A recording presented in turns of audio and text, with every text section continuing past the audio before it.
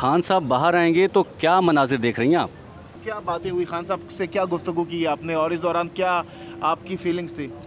उस पे थोड़े ऐसे अफसुर्दा हो गए। मर्द जो होते हैं वो मजबूत जान होते हैं, वो तो भूख बर्दाश्त कर लेते हैं। आप तो कमज़ोर जान हैं, क्या किस तरह ये बर्दाश्त करती हैं शाम तक? हालात ख़राब उल्टे हो गए। अब जो है ना ख़वातीन बहुत रेजिलियंट हो गई हैं।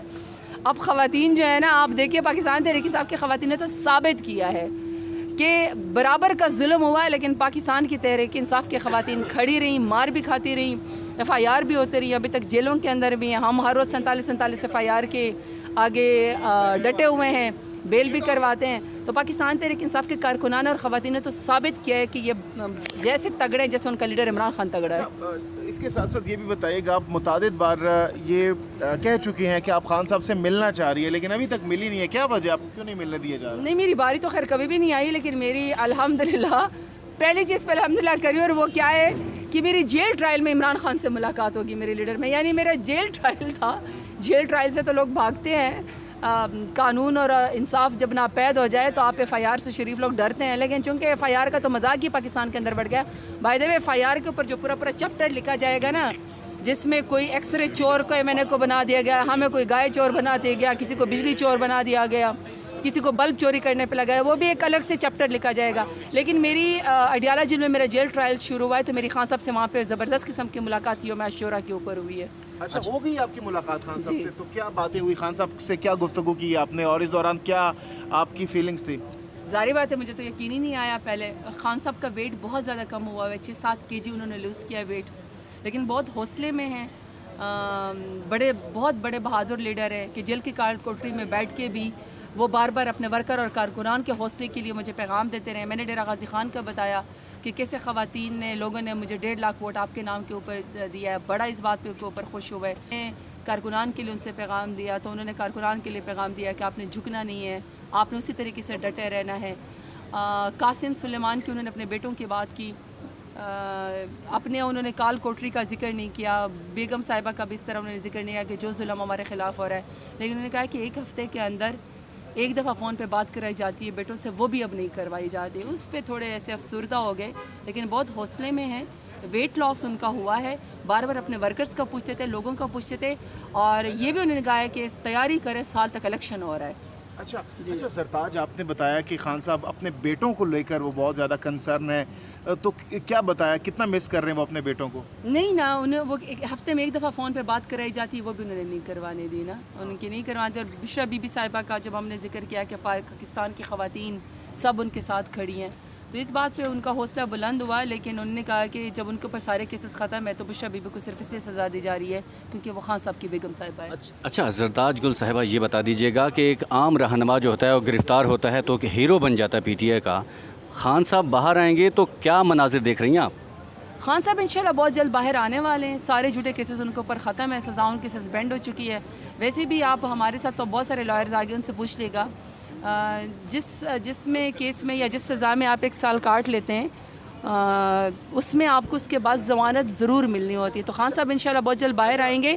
ज़ाहिर बात है, वो मनाज़र जब वो बाहर आएंगे, वो एक और लीडर बन चुके हैं, वो बहुत बहादुर लीडर बन चुके हैं, और जो अब लोग उनके साथ खड़े होंगे ना, वो एक और मंजर होगा, वो फिर हिस्ट्री चेंज होगी। सरताज गुल, आखिरी बताइएगा कि इमरान खान और आपका जब काफ़ी तकरीबन 1-1.5 साल बाद आमना सामना हुआ, तो उस वक्त क्या लम्हात थे, ज़रा वो हमसे शेयर कीजिएगा। नहीं, ये सारी बातें बर्दाश्त तो नहीं होता कि आप पाकिस्तान के सबसे बहादुर लीडर को, सच्चे लीडर को, पाकिस्तान का मुकदमा लड़ने वाले लीडर को आप इस तरह जेल में काल कोठरी में देखें और उनका जेल ट्रायल हो रहा है, बर्दाश्त तो नहीं होता। ज़ाहिर बात है, इंसान नहीं बर्दाश्त कर सकता। फादरली फिगर है, और मेरा तो अपना एक वोट भी नहीं है ज़ाती, सारा वोट इमरान खान के नाम पे मैंने लिया हुआ है, तो अफसोस तो मुझे बहुत हुआ। लेकिन एक ही, जब उन्होंने सर के ऊपर हाथ रखा तो फिर मेरा हौसला बहुत बुलंद हुआ है। मैंने कहा ये कमाल का लीडर है। मैंने खान साहब को बताया, मैंने कहा आप जेल में बैठे हुए बेगुनाह, लेकिन आपके नाम पे मैंने 1.5 लाख वोट लिया है। फिर उन्होंने मुझे कहा तो तुम बहादुर हो, इससे तो मैंने तुम्हें पार्लिमानी लीडर बनाया है। मेरे लीडर के ये अल्फाज मेरे लिए कि वो बहादुर लोगों के लिए उन्होंने बात की, मुझे बहादुर लोगों के साथ में शामिल किया। इस पर मेरा ख्याल है कि हौसला भी बुलंद हुआ, सर फ़ख्र से भी बुलंद हुआ।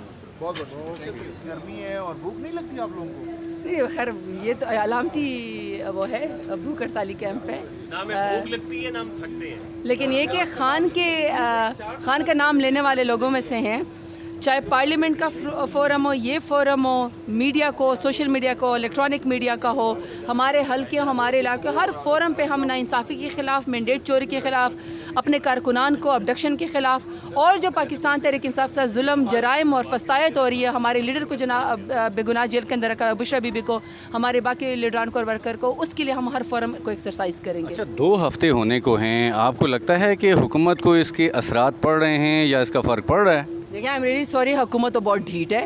अगर ढीठ ना होती तो 17 सीटों वाली जमात इस वक्त ज़बरदस्ती कुर्सी के ऊपर 180 सीटों वाली जमात के ऊपर वो बिल्डोज करके यहाँ ना बैठी हुई होती। तो आप हुकूमत को छोड़े, इंसान को अपने हिस्से की शमा रोशन करनी चाहिए, इंसान को अपने हिस्से की जुल्म के ख़िलाफ़ आवाज़ उठानी चाहिए। बाकी ढीठ हुकूमत है, फस्तायत के ज़रिए आई, जबर के ज़रिए आई, पूरे पाकिस्तान को FIR के अंदर चेंज किया हुआ है, वो अपना जुल्म करते रहेंगे, हम जुल्म के ख़िलाफ़ आवाज़ उठाते रहेंगे।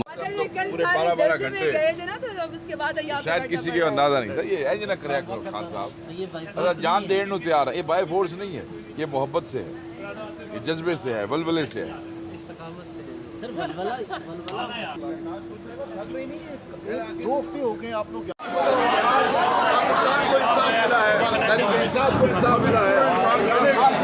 मिला है और वो जो कमियां कमजोरियां रह गई हैं इस फैसले की रूह से आप देखेंगे कि चीजें कैसे तब्दील होंगी। वकास साहब, इसके बाद नेक्स्ट ये आज खुशी का दिन है, आज सिर्फ खुशी मनाए। और शेख साहब कैसे जश्न मनाएंगे आज, किस तरह से जश्न मनाया जाएगा? मेरा तो रोज़ा है, मैं आज जाके नफल पढ़ूंगा, अल्लाह ताला के घर सजदा दूंगा, ऊपर से मुहर्रम है, मैं ये समझता हूँ कि बस नफल पढ़ेंगे और अल्लाह ताला की ज़ात का शुक्र अदा करेंगे। मुहर्रम में मिठाइयाँ शिठाइयाँ खरीदी नहीं है क्योंकि आज तो बहुत बड़ा फैसला, तारीखी फैसला है।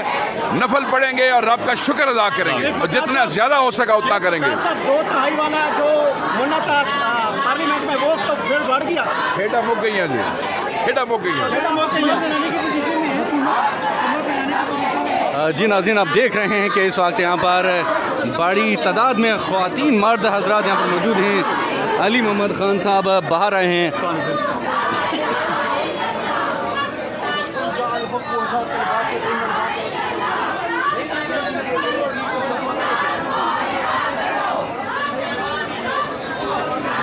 जितना ज़्यादा हो सका उतना करेंगे। 2/3 वाला जो होना था पार्लियामेंट में वो तो फिर बढ़ गया, खेटा मुक गई हैं जी, खेटा मुक गई हैं। जी नाज़रीन, आप देख रहे हैं कि इस वक्त यहाँ पर बड़ी तादाद में ख़वातीन मर्द हजरात यहाँ पर मौजूद हैं। अली मोहम्मद ख़ान साहब बाहर आए हैं।